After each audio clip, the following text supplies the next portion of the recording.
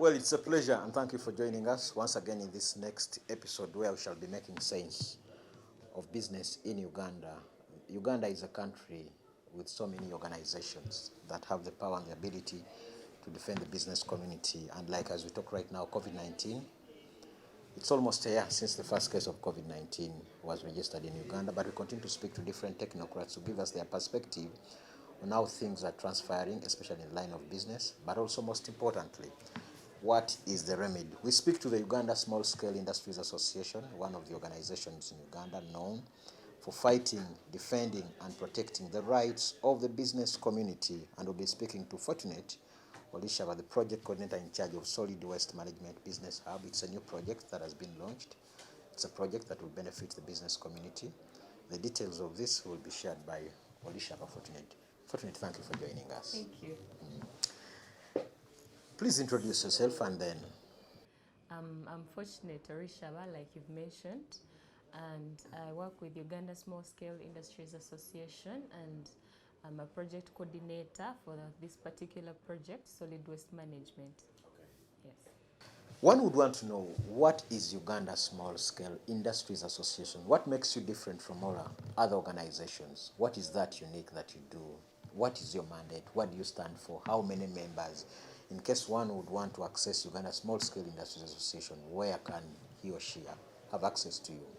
Uganda Small Scale Industries Association is an association for the small and medium enterprises, and it started in 1979. It is there to help these enterprises to develop, to make them formal. And we started in 1979. We celebrated 41 years last year, and we're actually going to celebrate this, but because of COVID, we got a few challenges and that we put it aside. But at Uganda Small Scale Industries Association, we are there to help quite a big number of people who are coming up with small and medium enterprises, starting from someone who might say, I would really want to learn how to, say, make a candle. I would want to learn, just starting up fresh, from how to make a cake, bakery, a quite range of trainings that we can offer. And we also help people who would want who already have their businesses, but they would want to upgrade these businesses in whatever they are doing. Say someone wants, yes, they're in business, but maybe they don't know what is it that is lacking in their business. What can they make? What can they do to make it better and attract a large market? Yes. Then we also carry out trainings, say entrepreneurship, like bookkeeping, financial literacy, and quite a range of trainings that we offer. Okay, so given that preamble which you've put before us, in case I would want to be a member, how do I become part of the membership of the Uganda Small Scale Industries Association, even before we speak about the project? Now, to become a member, you need to, for instance, if you have a business and you would want to benefit from the services that we offer, we would actually prefer that you have a business which is in line with value addition, because we believe in adding value to a certain product would make it much better. And we believe that once you've added value to that product, you would even get much from it than if you just sold it the way it is. So for someone to become a member of Uganda Small Scale Industries Association, they can visit our head offices at Nakawa, Umasho Grounds, next to Pride Microfinance Bank, or they can go to our website and download the application form. They fill it in and deliver it. We have different regions, and if someone is far away, if maybe they might think that coming to Kampala is a bit inconveniencing, they can approach some of our regions and submit the application forms. They can come along with their certificate of incorporation and pay a minimum fee of 100,000, and we have other categories as well. But for startups, they can do with 100,000. Okay, very beautiful preamble. You've talked about value addition. If you don't mind, could you give us an example of when you talk about value addition, what exactly are you talking about? Could you kindly give us some of the examples? Okay, when I talk about value addition, we look at it in this perspective. For example, we always see people selling meat. Someone comes and sells meat, and some people do not have an idea that you can also do value addition on meat. Someone can say they can start making sausages. Yes, we've seen sausages. We understand sausages are the most, they are highly consumed product of meat. It is well known that you can make sausages from meat, but there are quite a number of products that people can make from meat. For example, someone can say, I'm going to make a special cuts. Someone comes to your bush and is like, I want this specific part. When you buy that specific part, then you know this is also part of value addition.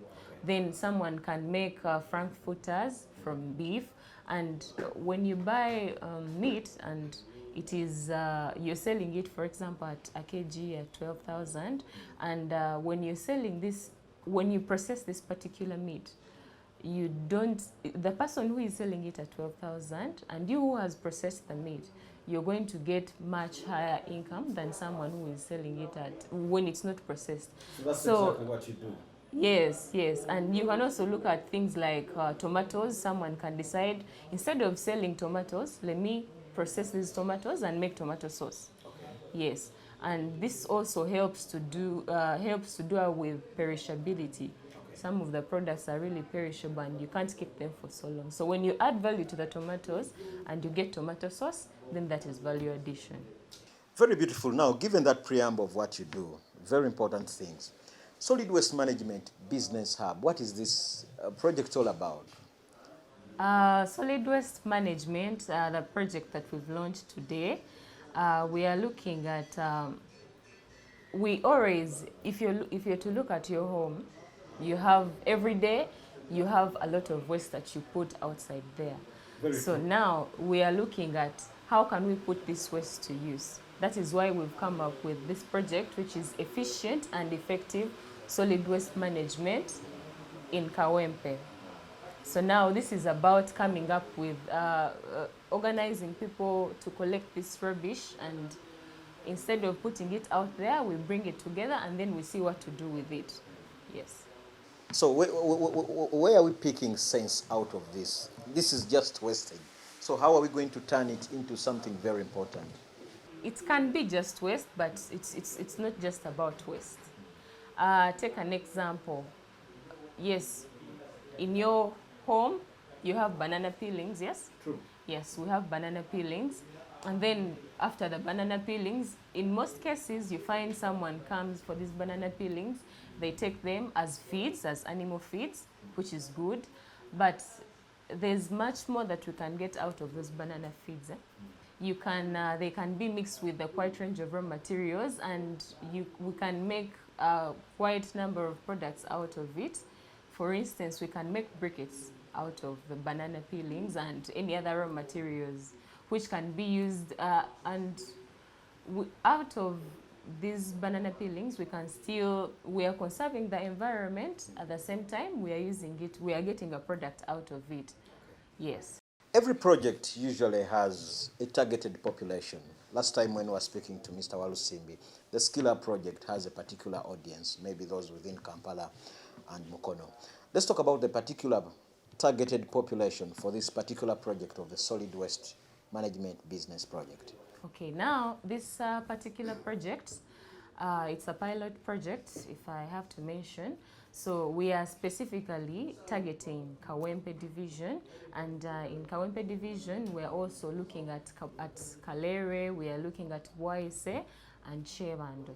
So after this pilot, we think we can still extend it to any other divisions in Kampala.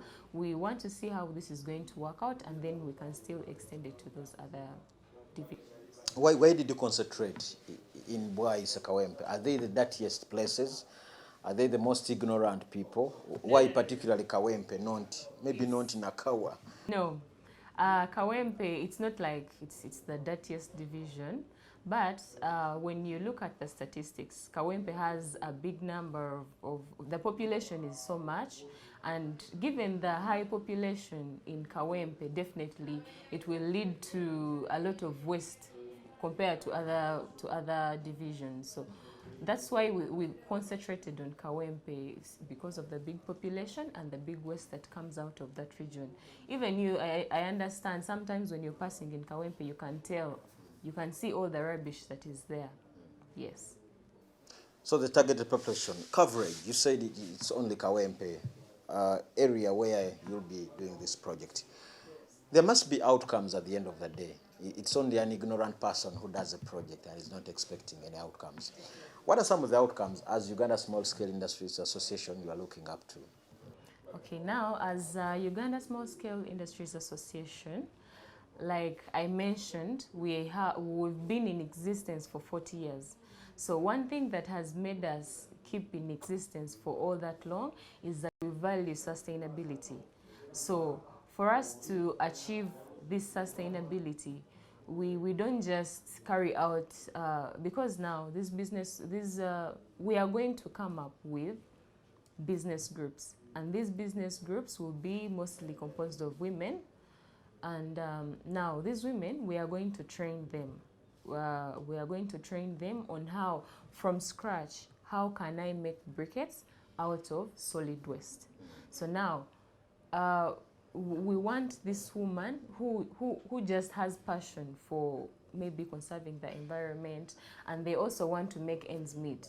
So when we get these women, we put them in groups, and after putting them in groups, we can, like I've mentioned, to make a business hub for these women. So, you know, you have a line of production right straight away from when you bring the raw material, the banana peelings, this waste that comes from wood, straight away from the first point up to the end point. So you have a quite number of machines that you can use to from the first step up to the last step.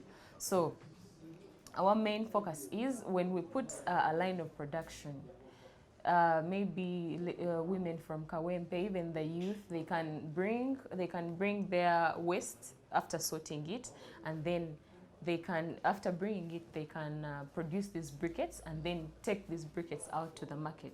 Okay. Yes. Yeah, I will still ask this. To what extent are the people involved in this? This seems to be a people's project. Yes.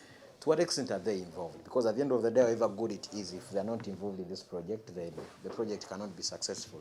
So to what extent are they involved in this kind of project? We've also faced this challenge. We've had members in waste management, particularly making briquettes, and it's been a bit challenging for people to appreciate the use of briquettes. Someone would rather tell you, instead of using briquettes, no, I would rather use this charcoal from firewood, because maybe in most cases you find someone selling briquettes and they are not really of good quality.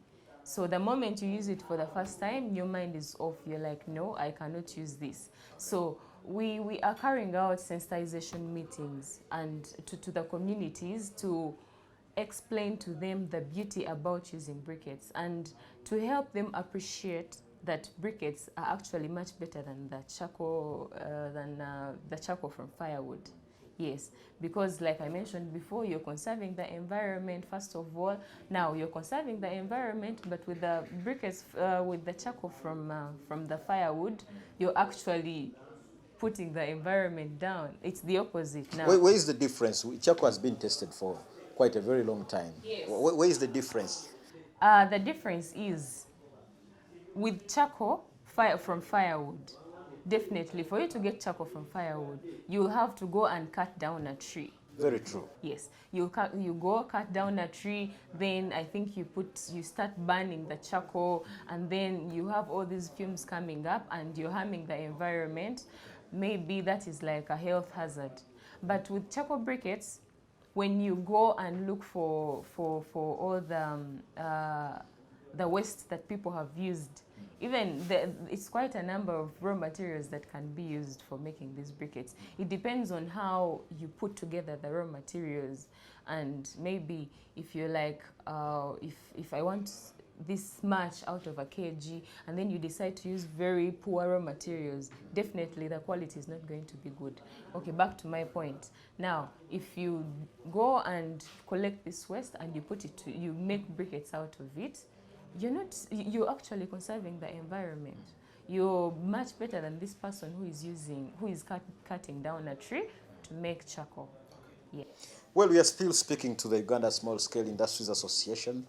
They have so many projects on board, but one of the other fundamental projects that we are putting emphasis on this very time is the solid waste management skills. I understand many of you quite a very long time. You've been just after you've peeled your matoke, we have only just been throwing, and yet we can be in position to put this into use.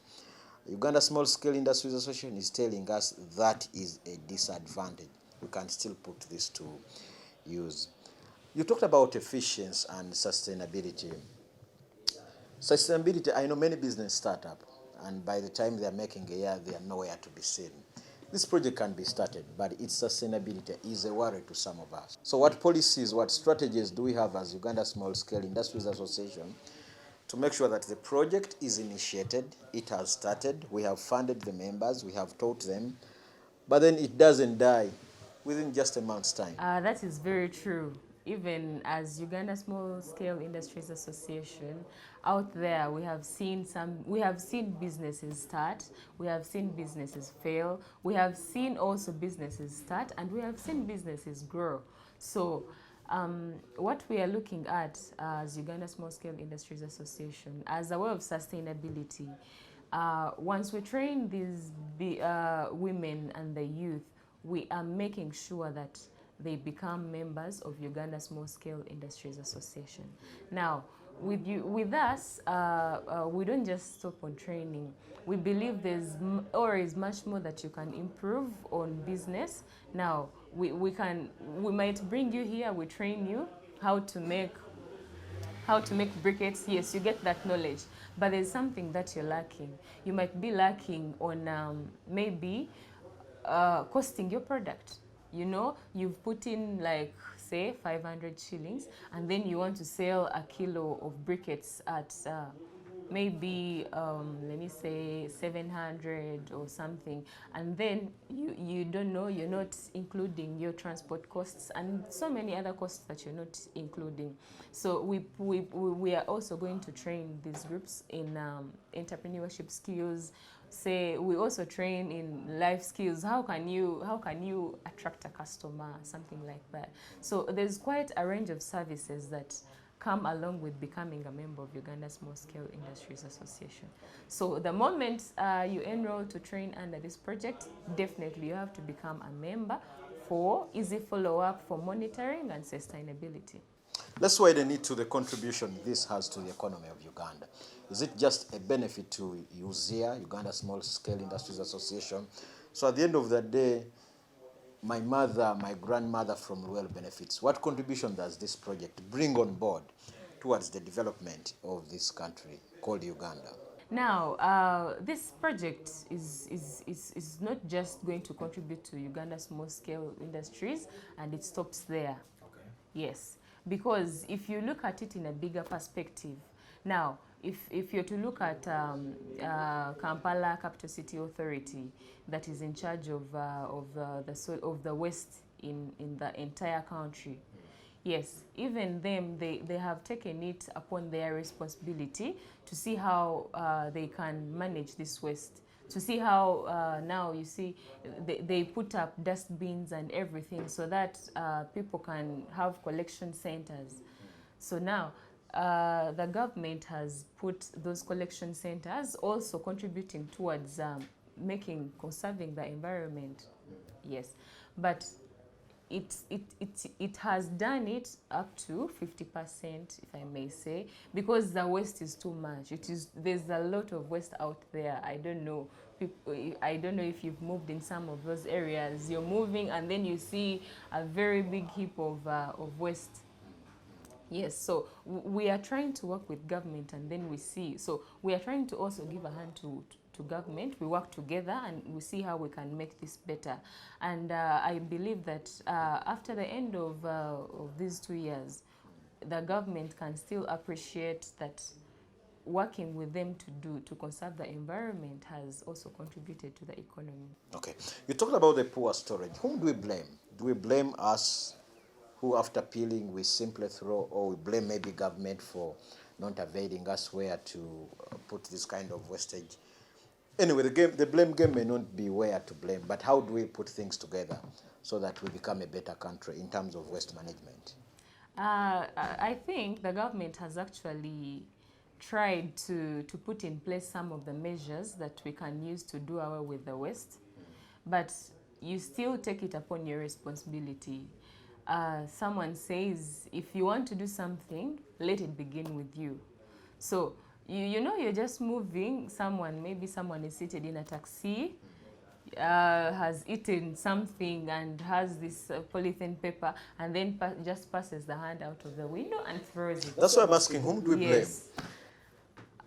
I think we should blame ourselves too. Okay. Yeah, like I mentioned, it all starts with you. Maybe we need to have more sensitization about the dangers of this waste. Or even the people will tell you, I have nowhere to put my waste product. No, which kind of waste now in particular? Because if you're talking about the banana peelings that I mentioned earlier, now those ones, it is there's much more that can be, like I mentioned, there's much more that we can do with those banana peelings. Well, waste management still remains a very hard challenge, but once we put our heads and roll them together, our country, Kampala, can become a cleaner city. And the people to help us do that, the Uganda Small Scale Industries Association, have spearheaded the fight. We'll be breaking, don't go away.